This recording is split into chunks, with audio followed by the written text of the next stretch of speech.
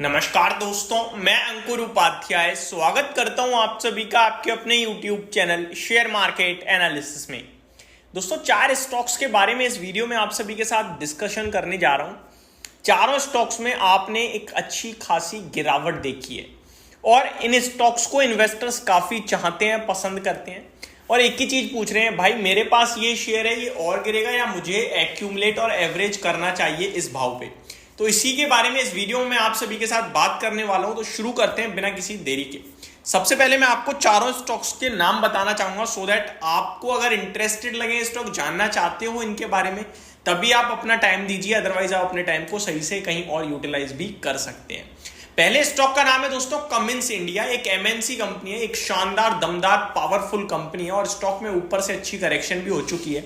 Correction के पीछे का रीजन क्या है वो मैं आपको आगे डिटेल में बताऊंगा, लेकिन इतना जरूर कहना चाहूंगा कि अगर ये स्टॉक किसी पे है देन डेफिनेटली होल्ड करना चाहिए, और नहीं है तो आपको इसको खरीदने के बारे में सोचना चाहिए। एक नंबर कंपनी है, बहुत ही शानदार।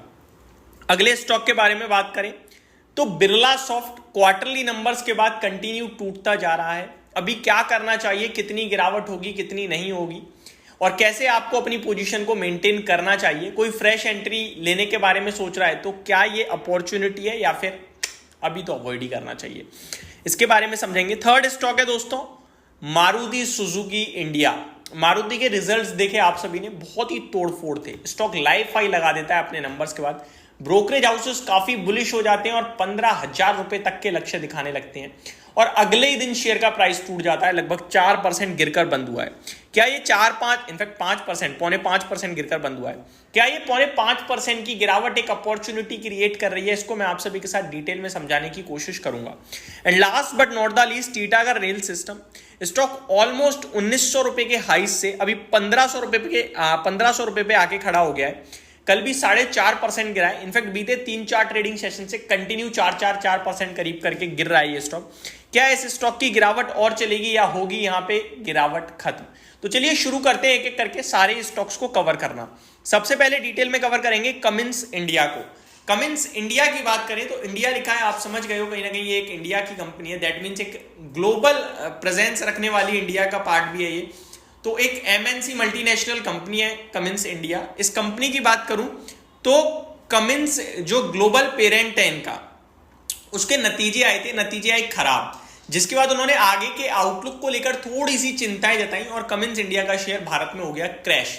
7% इनफैक्ट 8% ये स्टॉक क्रैश हुआ है। 4200 का इसका हाई है, 3500 पे मिल रहा है आपको। ऊपर से ऑलमोस्ट 700 रुपए नीचे है, यानी आप कह सकते हो ऑलमोस्ट 18% नीचे हो चुका है अपने 52 वीक हाई से। क्या ये एक अपॉर्चुनिटी है? क्या यहां पे निवेश किया जा सकता है? मेरे हिसाब से ये एक परफेक्ट कैंडिडेट है लॉन्ग टर्म के लिए। एक स्टॉक होता है आप 1 महीने से 3 महीने का विजन बना के खरीदते हो। एक स्टॉक होता है आप ये सोचते हो यार ये स्टॉक मेरे को अच्छा लग रहा है, ये स्टॉक यहां तक चला जाएगा, हो सकता है वो 1 साल में जाए, 1.5 साल में जाए, आपको नहीं पता, लेकिन आप ऐसे स्टॉक्स में निवेश करते हो। एक होता है कि किसी भी भाव पे लेके बैठ जाओ, बस अपना टाइम हॉरिजॉन बढ़ा रखना। कंपनी तो स्ट्रांग है, आपको पैसा बना के दे देगी, ये उस कैंडिडेट का स्टॉक है। कंपनी स्ट्रांग है, किसी भाव 4200 वाला भी बनाएगा बट टाइम लगेगा, लेकिन कोई अगर यहां से एक्यूमुलेट करता है तो वो बहुत अच्छा भाव हो जाएगा उसके लिए। फ्रेश बाइंग के लिए मेरे को लगता है टेक्निकली वीक हुआ है तो शायद 3200 तक पहुंचेगा स्टॉक।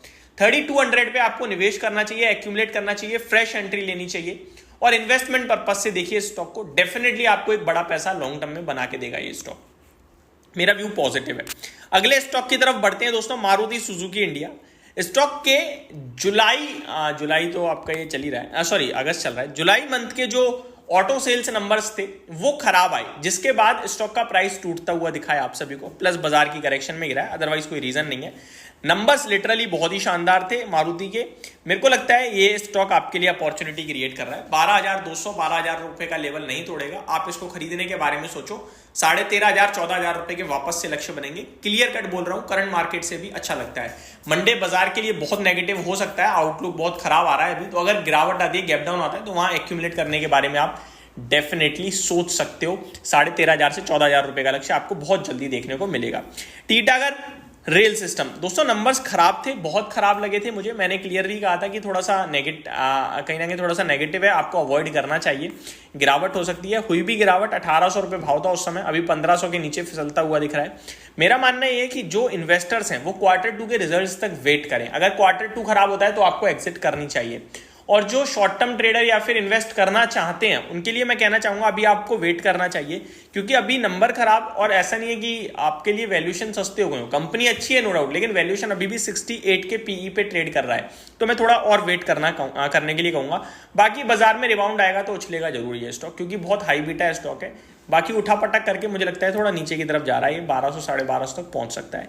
लॉन्ग टर्म निवेशक है तो फिर आप बने रहिए, कोई दिक्कत नहीं है, कंपनी स्ट्रॉन्ग है। तो ये मेरी तरफ से आपके लिए शॉर्ट सिंपल अपडेटेड वीडियो थी। होप आपको सारी चीजें समझ में आई होंगी। Thank you so much for watching this video. Have a great day guys.